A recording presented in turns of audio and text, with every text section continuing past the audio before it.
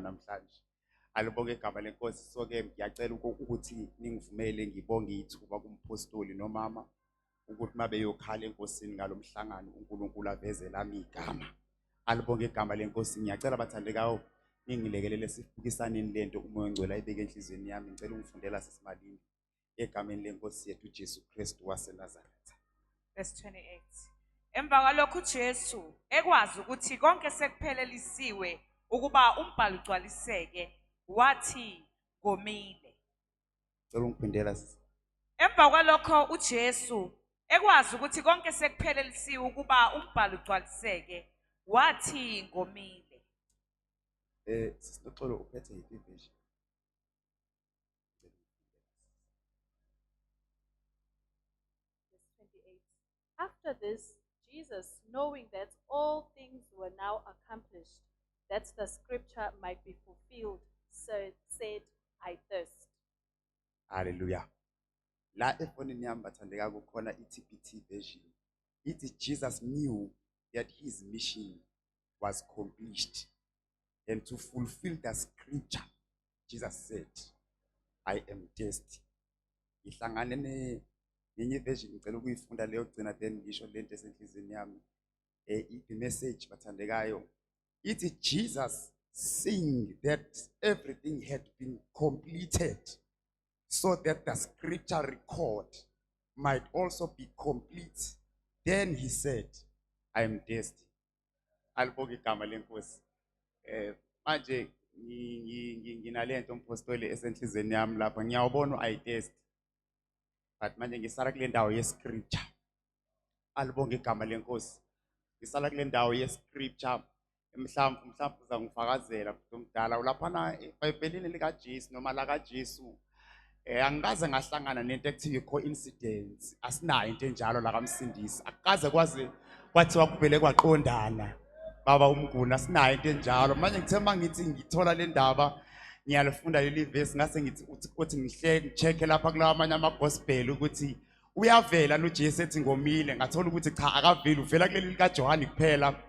Ngase ngithatha ngihlehle kancane noJohani ngizwe ukuthi khona mhlawumbe enye indawo evela khona la uJesu ethi ngomile cha ayikho kodwa uyavela uJesu uJohani introducer eqaleni ethe eqaleni ulizwi wayekhona athi ulizwi wayekuNkulunkulu athi ulizwi wayenguNkulunkulu then ngizwe uJesu esethi angikwazi ukufa kukhona umbhalo engingakawufulfill kuze kube manje ngoba sengizanga introduce kule ncwadi ukuthi ngulizwi mina umthetho wami manje angikwazi ukuvuma ukuthi kukhona ivesi noma izwi elakhulunywa ngami ekufanele ukuthi lingafezeki ngoba uJesu yena qobo lwakhe ulizwi apostoli ngimbuka ewulizwi nje impilo yakhe yonke ukufika kwakhe emhlabeni yaprofethwa engekho manje yonke into ayenze emhlabeni iyifulfillment yesiprofeti esaprofethwayo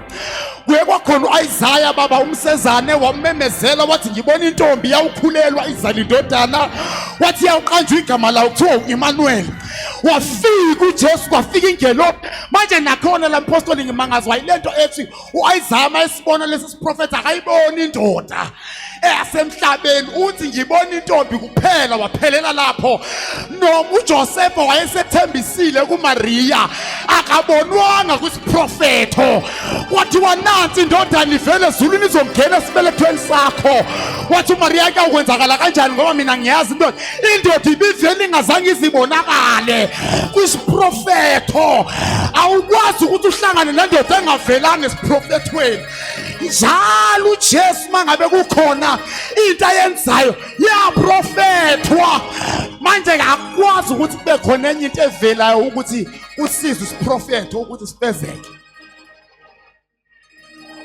asilekelele isiprofethi lesi sika Jesu bafowethu asilekelele impilo kaJesu nje efika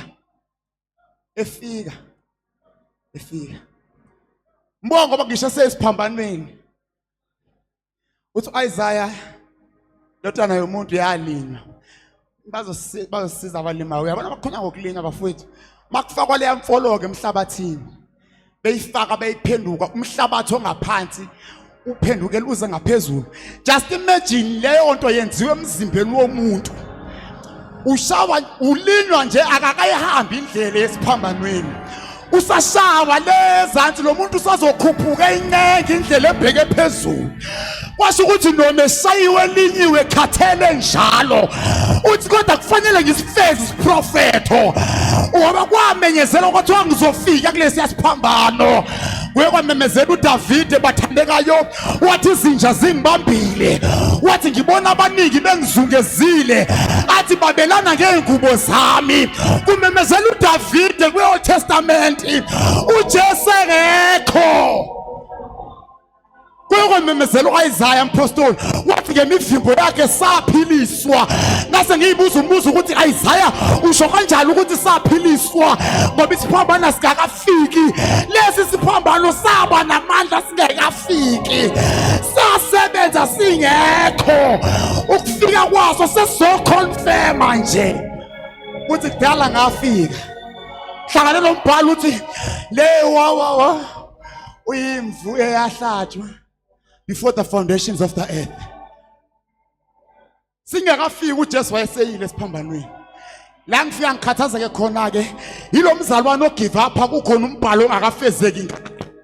Yila ngifike ngilimale khona ke sekukhona umuntu okholwayo osindisiwe ovuma ukuthi ayengcwabeni kukhona umbhalo ongakafezeki.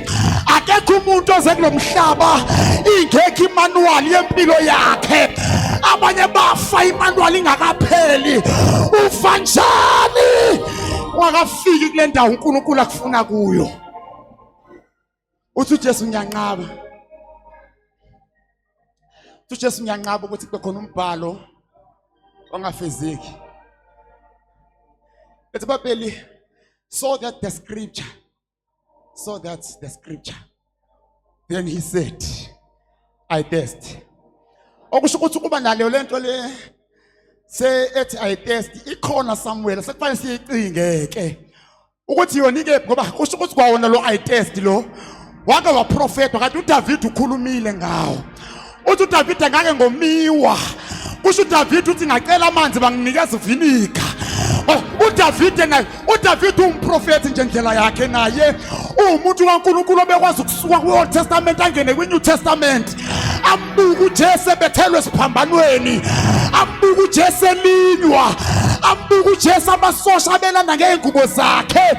Azamenzela inkatha adlala amadayisi. Athi ngcono sidayiselane ngamadayisi ukuze kubonakala ukuthi le mpahla izoyakubani.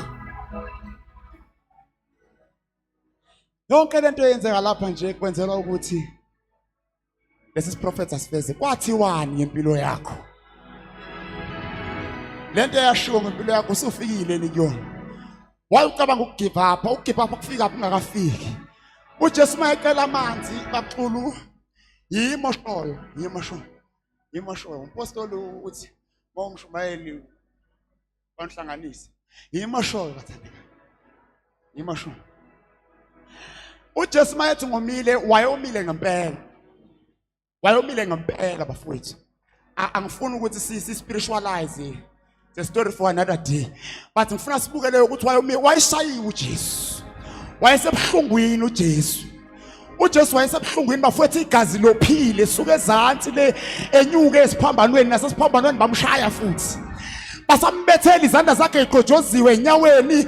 uDavid uke wakhuluma leyo ndawo somewhere wathi bangishaya baze bangibhoboza inyawo nezandla. Wathi noma kunjalo ngawacela amanzi kodwa banganginika. Awacela amanzi banganginika. Yazi wari yami yini? Yilo mzalwane obonayo ukuthi ngisengxakini kodwa akalifuni usiza. Akaphumela obala. Athi ngicela ninginike amanzi ngomile. Uzokoma kuze kube yinini ungafuni ukuphumela obala. Phumela obala. Ngoba tethamu lokuqhubeka ugoloza unqaba ukuphumela obala uzogcina ugive up kanti khona isiprofeti esingakafezakala. Mina sengiyazibonela nje ukuthi why iBhayibheli laze la decide ukubhala phansi. Sengiqedile bamsazana.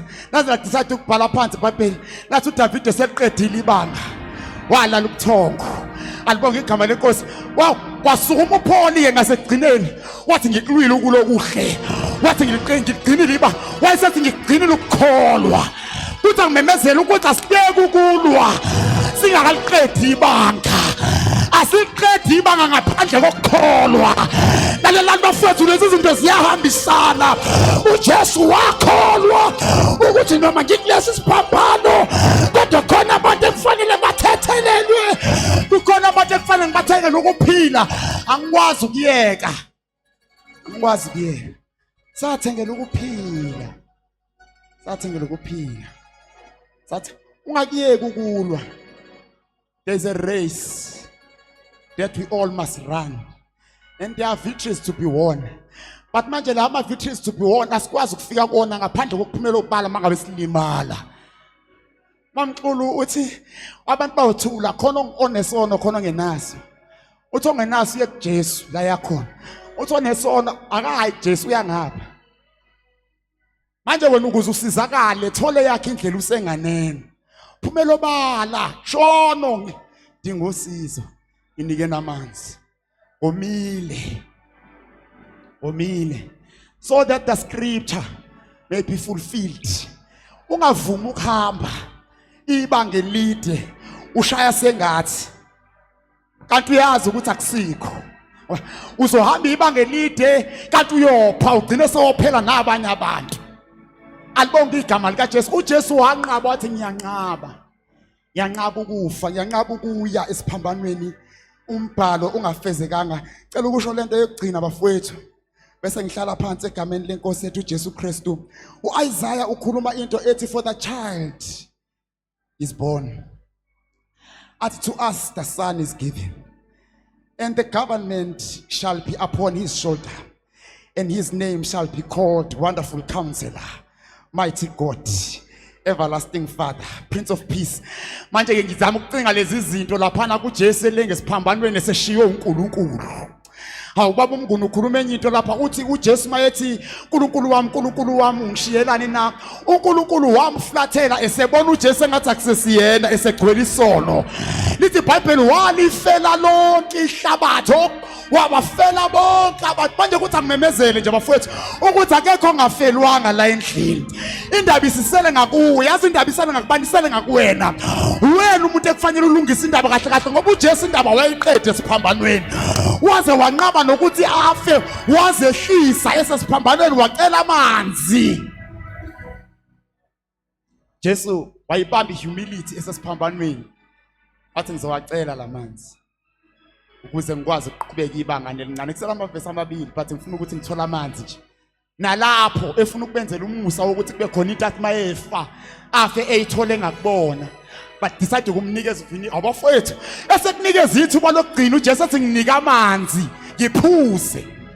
Uke wacela kowesifazane nowesifazane wambuka ngaleli liso. Wathi ngikunika kanjani amanzi? Wathi uJesu uyazi ukubuwazi. Wathi owesifazane ukube nawe kubuwazi ukuthi akekho umuntu ophuza amanzi engaphethe lutho ngoba lo mthombo ujulile umthetho wakhona. Wathi uJesu lamanzi enyakukunikeza wona. Sakuyimi ke oshoyo ukuthi ukube mhlawumbe bamnika amanzi kulesi yasiphambano laba abantu babeyophuma kule ntaba yekhanda babucula ube ezinye izinto benikeza uJesu efe ecela amanzi wawaphuza. Babeyofulfill isiprophetho mhlawumbe sijikwe ngabo njengoba sajikwa nakuIsaiah nakuHezekiya. Alibonke igama lenkosi. So ke bathandekayo asiye encwabeni isiprophetho singakafezeki. Ngithunywa lokho nje ukuthi angizokutshela ukuthi ungavumi ukugive up isiprophetho singakafezeki. God bless you. Shayela inkosi izandla bazalwane. Hey bazalwane, asishayela inkosi izandla. Haleluya. Hey, into eningi ebengingazisho uNkulunkulu adla ngazo.